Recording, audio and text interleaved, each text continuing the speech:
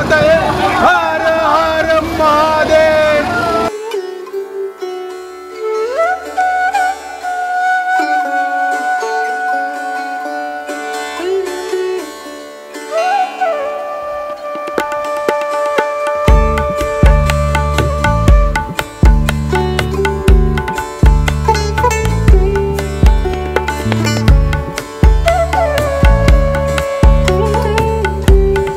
পবিত্র যে ধাম কাশী বিশ্বনাথ তার নাম।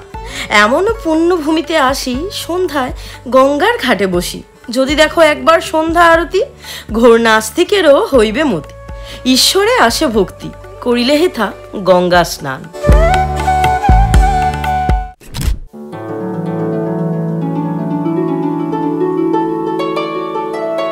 পুরনো নয়, ইতিহাসের চেয়েও বহু পুরনো এ শহর, যেখানকার প্রতিটি ঘাট, মন্দির, গলিতে লুকিয়ে রয়েছে না জানি কত অজানা সমস্ত গল্প।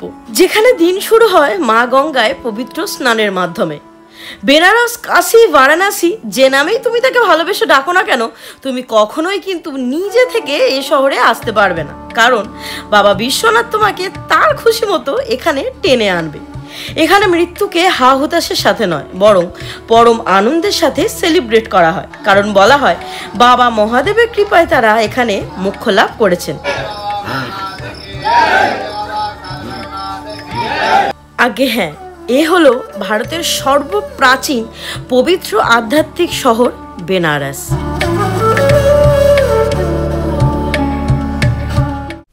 11ই মে 2025 আমরা পুরো ফ্যামিলি মিলে রওনা দিয়েছিলাম বেনারসের উদ্দেশ্যে।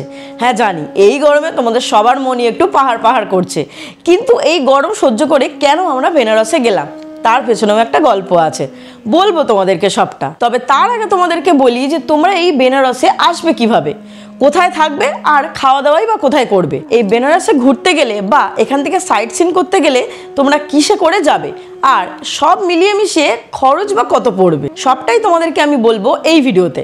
মহাকুম্ভের সময় যখন আমি বেনারসে এসেছিলাম, আমার আগের ভিডিওতে তোমরা অনেকে জিজ্ঞাসা করেছিলে যে আমি এই বেনারসে কোনো ভালো হোটেলের সন্ধান দিতে পারবো কিনা। তোমাদের সমস্ত প্রশ্নের উত্তর তোমরা পেয়ে যাবে আমার এই ভিডিওতে, তাই বলবো যে ভিডিওটা স্কিপ না করে দেখতে থাকো। আশা করব আমার এই ভিডিওতে দেওয়া ইনফরমেশন তোমাদের নেক্সট বেনারস ট্রিপের জন্য কাজে লাগবে। হাওড়া থেকে বেনারস পৌঁছানোর জন্য প্রচুর ট্রেন রয়েছে, তবে তার মধ্যে সেরা হলো 12333 বিভূতি এক্সপ্রেস, যা হাওড়া থেকে ছাড়ে রাত 7:55-তে আর বারাণসী জংশনে পৌঁছায় পরদিন সকাল 9:40-এ। তবে তোমরা চাইলে এর পরের স্টেশন বেনারসেও নামতে পারো। এই ট্রেনে স্লিপার ক্লাসের ভাড়া 475 টাকা করে পার হেড, আর থার্ড এসির ভাড়া হলো 1255 টাকা করে। রয়েছে 13009 দুন এক্সপ্রেস, যা হাওড়া থেকে ছাড়ে রাত 8টায় আর বারাণসী জংশনে পৌঁছায় পরদিন সকাল 11টায়। এছাড়া রয়েছে 13005 অমৃতসর মেল, যা হাওড়া থেকে ছাড়ে সন্ধ্যা 7:15-তে আর বারাণসীতে পৌঁছায় পরদিন সকাল 9:15-এ। এই তিনটে ট্রেনই কিন্তু সপ্তাহের 7 দিনের 7 দিনই চলে।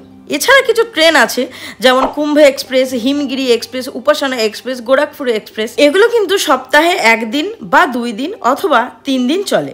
বেশিরভাগ ট্রেনই কিন্তু হাওড়া থেকে বারাণসী পৌঁছাতে সময় নেয় 13 থেকে 14 ঘন্টা, তবে কিছু কিছু ট্রেন এক্ষেত্রে সময় নেয় 10 ঘন্টা মতো। তবে যদি তোমরা তৎকালে বেনারস, কাশী বা বারাণসী ট্রেনের টিকিট না পাও, তবে আমি বলবো তোমাদেরকে আজকে অন্য একটা রুটের কথা, যেভাবে আমরা এবারে বেনারসে গিয়েছিলাম। Good morning. ওই আমরা হাওড়া থেকে চম্বল গোয়ালিয়র এক্সপ্রেসে চেপে দীনদয়াল উপাধ্যায় নেমেছি এই ভোরবেলা, কিন্তু বলা ভালো আমাদের যাত্রা এখান থেকে সবে শুরু। আমরা এখন যাব বেনারস, আর এই বেনারসে আসার উদ্দেশ্য কিন্তু বেড়ানো নয়। হ্যাঁ, বেড়ানো তো থাকবেই, ঘাট থাকবে, মন্দির থাকবে, খাওয়া দাওয়া থাকবে, বেনারসের অলিগলি সব থাকবে, কিন্তু তার সাথে বেনারসে আসার যে আসল উদ্দেশ্য সেটা তোমরা জানলে আর অবাক হয়ে যাবে। সেটা বরং একটু পরে ডিসকাস করি। এখন চলো আমরা দীনদয়াল উপাধ্যায় থেকে মোস্ট প্রবাবলি একটা উবের করে নেবো। উবের করে আমরা চলে যাব বাঙালিটোলা, সেই আমাদের চেনা আশুতোষ দাদের বাড়িতে, আর আমাদের উদ্দেশ্য কিন্তু সেখানেই সাধন হবে। তো চলো এখন উবের স্ট্যান্ডে গিয়ে দেখি উবের পাই কিনা। এখন আমরা ফাইনালি উবেরে বসে পড়েছি। আমাদের ডিডিইউ থেকে আমরা যেখানে যাব, মানে আমাদের ড্রপিং ল্যান্ডমার্ক হচ্ছে সাইকেল শ্রমে আশ্রম। ওটা প্রায় 16 কিলোমিটার ডিস্টেন্স। এখন ভাড়া দেখাচ্ছে 422 টাকা, কিন্তু আমরা অটো নিতে পারতাম। অটোতে ওই ভাড়া বলছিল 350 টাকার আশেপাশে, কিন্তু এখন 5টা বাজে, তাও দেখছি বেশ গরম। রীতিমতো কপাল টপালে ঘাম জমেছে। ভাবলাম উবেরের যখন অপশান আছে তখন একটু আরাম করেই যাওয়া যাক, আর সাথে বাবা মা রয়েছে।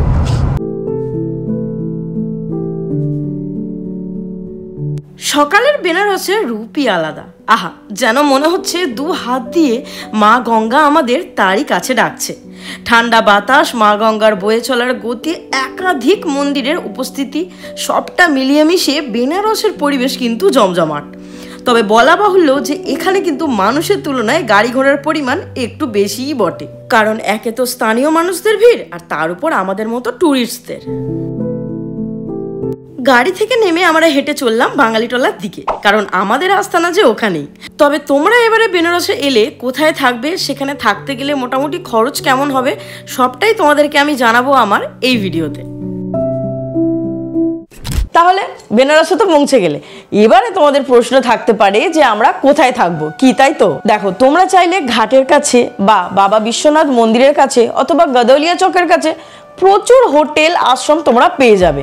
এছাড়া কিন্তু কয়েকটা এয়ারবিএনবিও পাবে। তবে হ্যাঁ, সেগুলো কিন্তু এই মন্দির চত্বর এলাকায় তোমরা পাবে না, সেগুলো পাবে এখান থেকে মোটামুটি ওই 4 থেকে 5 কিলোমিটার মতো দূরে। মন্দির চত্বরের কাছাকাছি দু একটা আছে বটে, তবে সেগুলোর কিন্তু বাজেট ভীষণ হাই। দেখো, বেনারসে যেহেতু থাকার জায়গার অভাব নেই, তাই তোমাদের শুধু কষ্ট করে এখানে একটু আসতে হবে। তারপরে তোমরা তোমাদের বাজেট অনুযায়ী এখানে হোটেল বা ধর্মশালা বা আশ্রম অথবা এয়ারবিএনবিতে থাকতে পারো। দশাশ্বমেধ ঘাটের কাছে রয়েছে ফ্যামিলি গেস্ট হাউস, যেখানে অফ সিজনে এসি রুমের ভাড়া হলো 1500 টাকা করে পার নাইট, আর নন এসি রুমের ভাড়া হলো 1200 টাকা করে পার নাইট। এছাড়া সিজনে মোটামুটি ওই এসি রুমের ভাড়া 1700 টাকা করে পার নাইট, আর নন এসি রুমের ভাড়া 1400 টাকা করে পার নাইট হয়। আর হ্যাঁ, এখানে কিন্তু তোমরা ফ্রি ওয়াইফাই এর সুবিধাও পেয়ে যাবে। আমি কন্ট্যাক্ট নাম্বারটা নিচে দিয়ে রাখলাম, প্রয়োজনে তোমরা যোগাযোগ করে নিতে পারো। গদৌলিয়া চকের কাছে রয়েছে হোটেল বিশালাক্ষী, যেখানে এসি ডাবল বেডরুমের ভাড়া হলো 1600 টাকা করে পার নাইট, আর যদি তোমরা 6 জনে থাকো তাহলে এসি বেডরুমের ভাড়া পড়বে 2800 টাকা করে পার নাইট। যদিও তোমরা চাইলে কিন্তু এই এসি রুমগুলোকে নন এসিও করে নিতে পারো, তাতে তোমাদের ভাড়া একটু কম পড়বে। তোমরা যারা একাকি ঘুরতে পছন্দ করো, মানে যারা সোলো ট্রাভেলার, তারা কিন্তু এখানে এসি ও নন এসি রুম দু রকমই পেয়ে যাবে। তোমাদের জন্য নিচে আমি কন্ট্যাক্ট নাম্বারটা দিয়ে দিলাম, প্রয়োজনে তোমরা যোগাযোগ করে নিতে পারো। হরিশ্চন্দ্র ঘাটের কাছে রয়েছে হোটেল আরিয়া, যেখানে এসি ডাবল বেডরুমের ভাড়া হলো 2000 টাকা, আর নন এসি রুমের ভাড়া হলো 1600 টাকা। ট্রিপল এসি বেডরুমের ভাড়া 2500 টাকা, আর নন এসি রুম হলে ভাড়া পড়বে 2000 টাকা।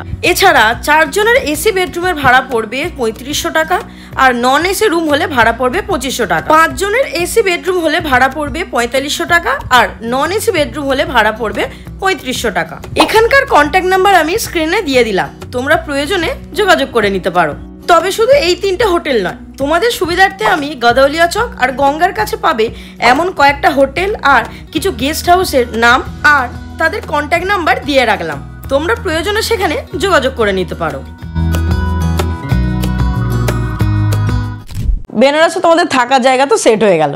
এবারে তোমাদেরকে আমি বলবো যে কোন সময় তোমরা বেনারসে এলে তোমাদের সবচেয়ে বেশি ভালো লাগবে। দেখো, এটা ম্যান টু ম্যান ভ্যারি করে।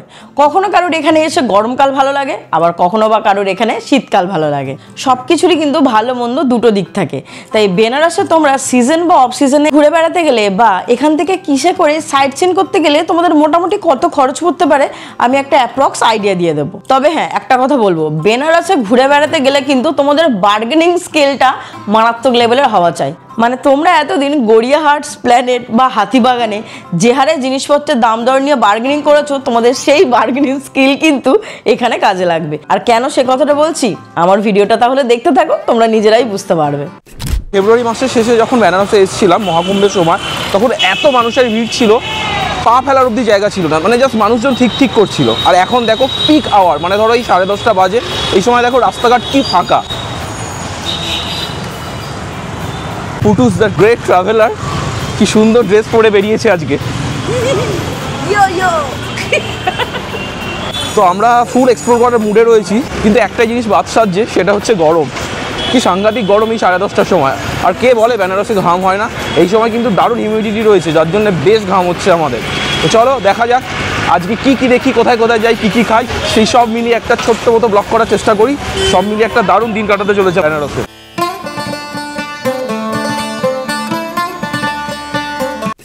বেনারসে কিন্তু ঘোরার জায়গা প্রচুর রয়েছে। শুধু বাবা কাশী বিশ্বনাথের মন্দির এবং ঘাট সংলগ্ন এলাকায় রয়েছে অজস্র মন্দির।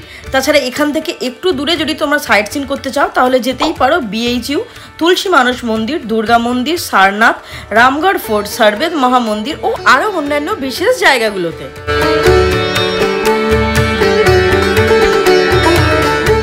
বেনারসে ঘোরার সবচেয়ে ভালো সময় হলো শীতকাল, মানে নভেম্বর থেকে ফেব্রুয়ারি মাস পর্যন্ত। তবে এই সময় কিন্তু এখানে ট্যুরিস্টদের ভিড় বেশ ভালোই থাকে। আর এই সময় কিন্তু তোমাদের থাকার হোটেল আর সাইট সিন করার জন্য যে টোটো বা অটো নেবে তার ভাড়াও কিন্তু তোমাদের বেশ ভালোই পড়বে। এবারে আমি তোমাদের বলবো গাড়ি ভাড়ার কথা। অটো বা টোটো ভাড়া মোটামুটি দুটো দিকের জন্য হয়, মানে একটা হয় মা গঙ্গার এদিকে সাইট সিন করানোর জন্য, আর একরকমভাবে অটোতে ঘোরা হয়, সেটা হলো মা গঙ্গার উল্টো দিকে ঘোরার জন্য। কাছাকাছির মধ্যে যদি ঘোরো, মানে BHU, তুলসী মানস মন্দির, দুর্গা মন্দির, হনুমানজির মন্দির, তাহলে এই জায়গাগুলোয় ঘোরার জন্য তোমাদের অটো ভাড়া পড়বে ওই ধরে নাও 600 থেকে 700-র মধ্যে। আর যদি সারনাথ, রামগড় ফোর্ট অথবা সারবেদ মহামন্দিরের দিকে যাও তাহলে তো 700 থেকে 800 টাকা অবশ্যই ভাবে পড়বে। আর হ্যাঁ, আরেকটা কথা তোমাদের বলে রাখি, এটা কিন্তু আমি বললাম বার্গেনিং করার পর, না হলে তোমাদের কিন্তু প্রথমে অটো ভাড়া বলবে 1000 থেকে 1500 টাকা মতো। বলে না যে মানুষ ঝোপ বুঝে কম মারে। আমরা ব্লু লাইসি সব থেকে বেরিয়েছি, আমরা যাব হচ্ছে শিবালা, ওখানে আঙ্কেল কিচেনে খাবার দাবার নিতে। দুপুরে এসেছি, মোটামুটি অনেকটাই হবে, 1.5 কিলোমিটার প্রায়। তো এতটা রাস্তা যেহেতু যাব, তো সেই জন্য ভাবলাম এই রোদে একটা রিক্সা নিয়ে নেওয়া যাক। তো রিক্সাতে মোটামুটি 1.5 কিলোমিটারও যাবে, তাতে ভাড়া বলছে বাঙালি টোলা যেতে বলছে 250 টাকা। আর তারই একটু পরে, মানে হেঁটে গেলে আর জাস্ট হার্ডলি 5 মিনিট হবে, বলছে শিবালা যেতে বলছে 300-350 টাকা লাগবে। আমি বললাম থাক, কোনো দরকার নেই, ওর থেকে এই রাস্তাটা মোটামুটি গল্প করতে করতে হেঁটে চলে যাওয়াটাই ভালো। এখন কিন্তু বেনারসে অফ সিজন, আর সেটা হলেও জাস্ট এটা চিন্তা করো যে এখন যদি এই 1-1.5 কিলোমিটার যেতে 300-350 টাকা করে চায়, তাহলে আমরা যখন কুম্ভের সময় এসেছিলাম তখন এখানে অটো বলো, টোটো বলো বা রিক্সা ড্রাইভার বলো, প্রত্যেকে কি হারে তার মানে টাকা চাইছিল। সুযোগ পেলে আর কে বা ছাড়ে, তাই না? বেনারসে শীতকালে যেমন মালাইও খাওয়ার জন্য ভোর রাত থেকে দোকানের সামনে লাইন পড়ে, তেমনি কিন্তু গরমে ভিড় জমে লস্যির দোকানের সামনে আর শরবত আর জুসের দোকানের সামনে। বেনারসে আমরা এবারে একটা বিখ্যাত লস্যির দোকান থেকে লস্যি ট্রাই করেছিলাম, আর সাথে ট্রাই করেছিলাম একটা নাম না জানা দোকানের সোডা সিকাঞ্জি। আহা কি স্বাদ মাইরি, তোমরা বললে হয়তো বিশ্বাস করবে না, আমি এখনই তোমাদেরকে বলছি আর আমার এখনই জিভে জল চলে আসছে। আর খাওয়া দাওয়ার ব্যাপারে তোমাদেরকে একটা ছোট্ট করে কথা বলে রাখি, বেনারসে যেমন থাকার জায়গার কোনো অভাব নেই, তেমনই কিন্তু বেনারসে খাওয়ার দোকানেরও কোনো অভাব নেই। তোমাদেরকে কি বলবো, দুপা তোমরা হাঁটতে পারবে না, পরপর খাবার দোকান পড়তেই থাকবে। আর প্রত্যেকটা দোকানের খাবার সত্যি বলছি দারুণ টেস্ট। মানে আমরা যে কটা দোকানে এবারে গিয়ে ট্রাই করেছি, প্রত্যেকটার খাবারই কিন্তু আমাদেরকে একদম টু গুড লেগেছিল। বাঙালিটোলার দিক দিয়ে গদৌলিয়া চকে পৌঁছালে ডান দিকে গেলে পড়বে দশাশ্বমেধ ঘাট, আর সামনের দিকে গেলে পড়বে বাবা কাশী বিশ্বনাথের মন্দিরের 4 নম্বর গেট। এর ঠিক পাশ দিয়ে হেঁটে এলে পড়বে মণিকর্ণিকা দ্বার। এখান থেকে ভিতরে হেঁটে কয়েক মিটার গেলেই কিন্তু পড়বে সেই বিখ্যাত ব্লু লস্যি শপ।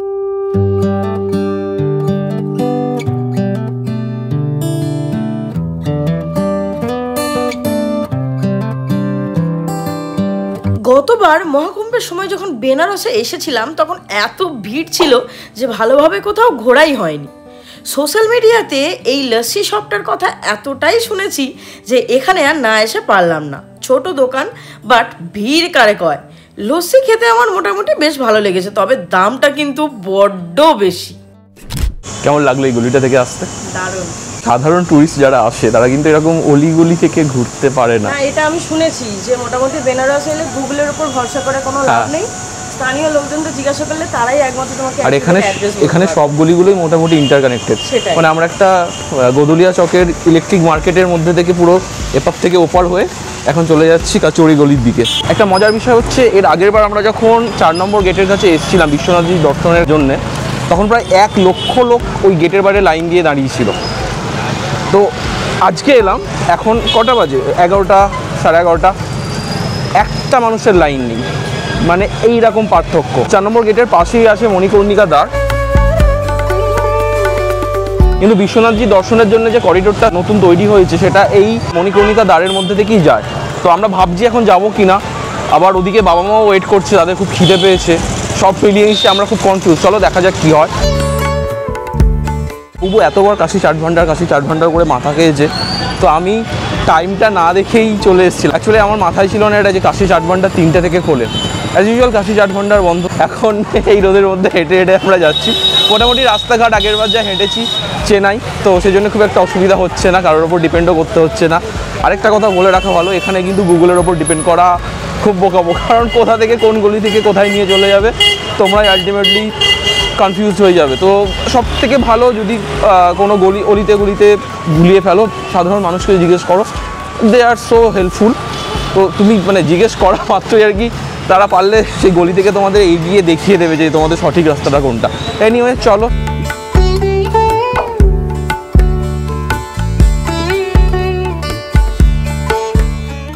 আমরা তো প্রফেশনাল ফুড ব্লগার না যে ওভারহাইপ কোনো জিনিসকে আরও ওভারহাইপ করবো। অনেস্টলি ব্রু লস্যি কর্নারের যে লস্যিগুলো খেলাম সবগুলোই খুব ফিউশনে ভরা। আমার কাছে খুব একটা ওয়াও ফ্যাক্টর কাজ করেনি, কিন্তু আমরা আস্তে আস্তে রাস্তার ধারে এখানে দেখো এই আঙ্কেলের কাছে আমরা সোডা সিকাঞ্জি আম পান্না খেলাম। আমাদের এত ভালো লাগলো, আমরা খেলাম, 2বার করে খেলাম এবং বাড়ির জন্যে মানে বাবা মার জন্য আবার 3টে পার্সেল করে নিয়েও যাচ্ছি। তো সবসময় যে নাম বড় হলেই তার দর্শনও বড় হবে এরকম কোনো মানে নেই। ছোটো ছোটো দোকানগুলোও তোমাদের এক্সপ্লোর করা উচিত আমার মনে হয়। কী জানি কি হিডেন জেন বেরিয়ে যায়, যেমন আমরা এখন একটা পেয়ে গেলাম। দেখো বেনারসে আসা, থাকার জায়গা, সকালে ঘোরাফেরা সবই কিন্তু কমপ্লিট। এবারে হলো দুপুরে খাবার দাবারের পালা। দেখো সত্যি বলতে আমি আগেও বলেছি আর এবারেও বলছি, বেনারসে কিন্তু খাবার দোকানের কোনো অভাব নেই। টুকটাক খাওয়া দাওয়া ছাড়া দুপুরে বা রাত্রের যে কোনো একবার যদি আমরা মনের মতো করে অন্তত ভাত তরকারি না খেতে পারি আমাদের যেন ঠিক জমে না। তাই আমরা এই 2বার যে বেনারসে গেলাম সেখানে গিয়ে কিন্তু 2টো বাঙালি হোটেলে আমরা খেয়েছিলাম। তার মধ্যে একটা রেস্টুরেন্ট কিন্তু আমার কাছে বেস্ট। আজকে আমি সেই রেস্টুরেন্টের কথা তোমাদের কাছে একটু ছোট করে বলছি, কারণ বাকি ডিটেলস আমি বেনারসের খাবার দাবার নিয়ে যে ভিডিওটা করব তাতে আমি পুরো ডিটেলসটা তোমাদেরকে দেব। তবে সত্যি বলছি, বেনারসে অথেন্টিক বাঙালি খাবার খেতে চাইলে গো ফর। সো এই হলো আঙ্কেল কিচেন। বাঙালি টোলার পরে সোনারপুরা মোড় আর তারপরের মোড় হলো শিওয়ালা। এখান থেকে ডান দিকে হেঁটে 10 পা গেলেই পড়বে আঙ্কেল কিচেন। সকালের বেনারস আর সন্ধ্যের বেনারসের মধ্যে বিস্তর ফারাক। সন্ধ্যার সুন্দর মুহূর্তগুলো কাটাতে আমি তোমাদেরকে প্রেফার করব বেনারসের ঘাটে বসার জন্য। যেহেতু আজ আমরা এতটা জার্নি করে এখানে এসেছিলাম আর এই কাঠফাটা গরমে আমরা বেনারসের রাস্তাতেও ঘুরেছিলাম, তাই দুপুরে মোটামুটি খেয়ে একটু ভাত ঘুম দেওয়ার পর আমরা আজকে আর দশাশ্বমেধ ঘাটে আরতি দেখতে আসতে পারিনি। তবে হ্যাঁ, গঙ্গা আরতি আমি এই পর্বে দেখালাম না এটা ঠিক, কিন্তু সেটা থাকছে আমার পরের পর্বে। বেনারসের অলিগলিগুলি সবই মোটামুটি ইন্টারকানেক্টেড আর সবগুলোই কিন্তু কোনো না কোনোভাবে ঠিক ঘাটে এসে পড়ছে। তাই আমি বলবো যে তোমরা যদি এই শহরের ভিড়ভাড়টা একটু এড়াতে চাও, তোমরা পারলে একাকী হোক বা নিজের ফ্যামিলির সাথে হোক, তোমরা কিন্তু ঘাটে এসে বসে নিজেদের মতো একটু টাইম স্পেন্ড করতে পারো। জীবনের সমস্ত খারাপ মুহূর্তগুলো মন থেকে ঝেড়ে ফেলে যদি তোমরা মা গঙ্গার কাছে এসে বসে শুধুমাত্র ভালো জিনিসগুলোকে নিয়ে, ভালো মুহূর্তগুলোকে নিয়ে দুদণ্ড চোখ বন্ধ করে বাবা বিশ্বনাথকে স্মরণ করো, তবে দেখবে এত জটিলতার মাঝেও কোথা থেকে কোনো এক দৈব শক্তির বলে তোমাদের জীবনের চালিকা শক্তিটা আবারও ফিরে আসবে। বেনারস তো বাবা শহর, তবে আমার কাছে কিন্তু এটা একটা গলি শহরও বটে। মেন রাস্তার ভিড়ভাড়টা এড়িয়ে যদি তোমরা গলি দিয়ে ঘাটের দিকে হেঁটে যাও, দেখবে আলাদাই একটা শান্তি লাগবে মনে।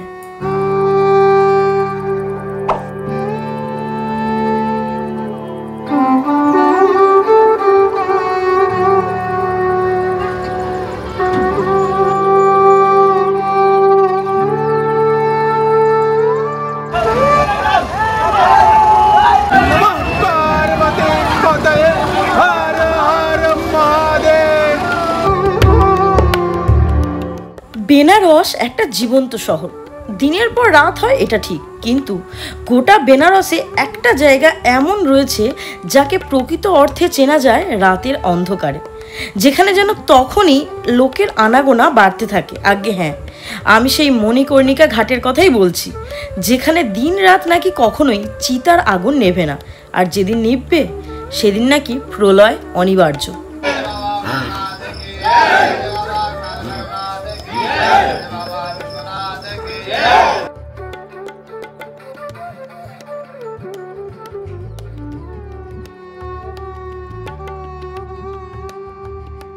আমরা যখন ফেব্রুয়ারির শেষে মহাকুম্ভের সময় বেনারসে আসি, তখন বেনারসের এই ঘাটগুলো জাস্ট মানুষ হাঁটতে পারছিল না, এত ভিড় ছিল।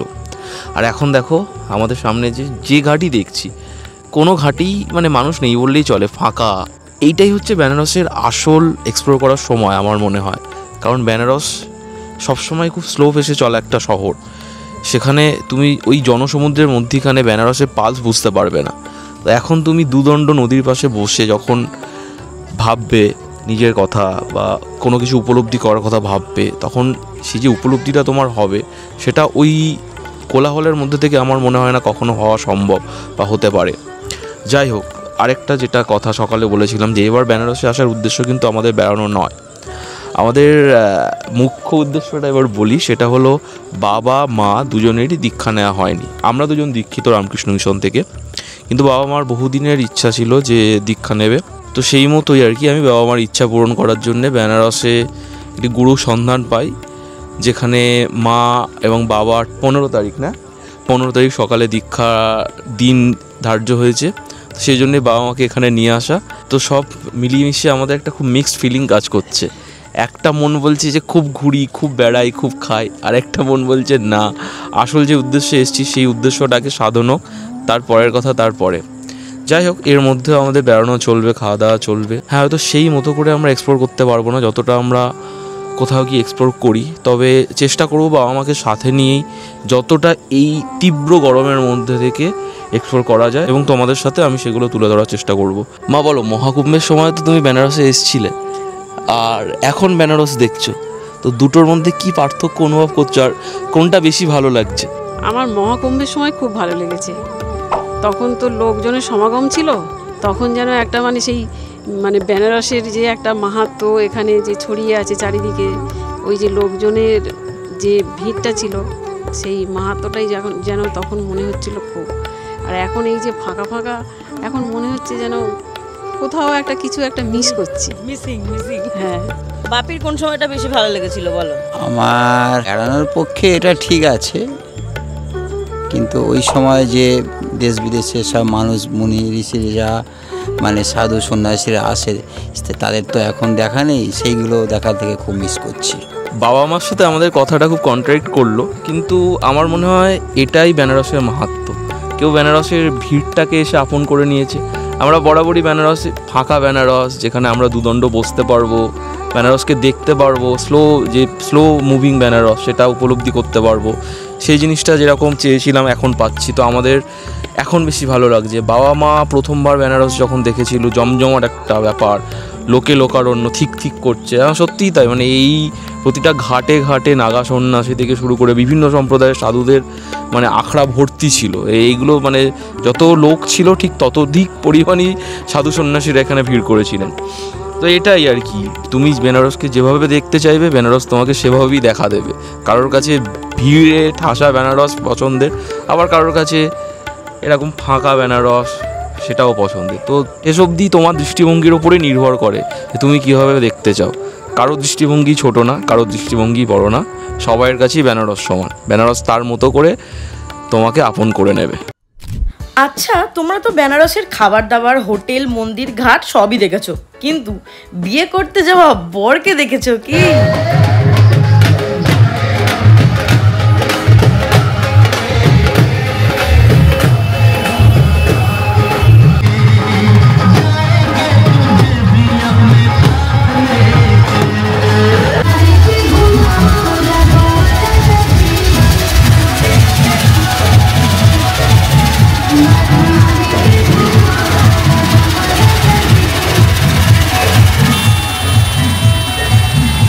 মানে এক এক জায়গার এক এক নিয়ম, এই আর কি। কোথাও বর আসে গাড়ি চড়ে আর কোথাও আসে ঘোড়ায় চড়ে।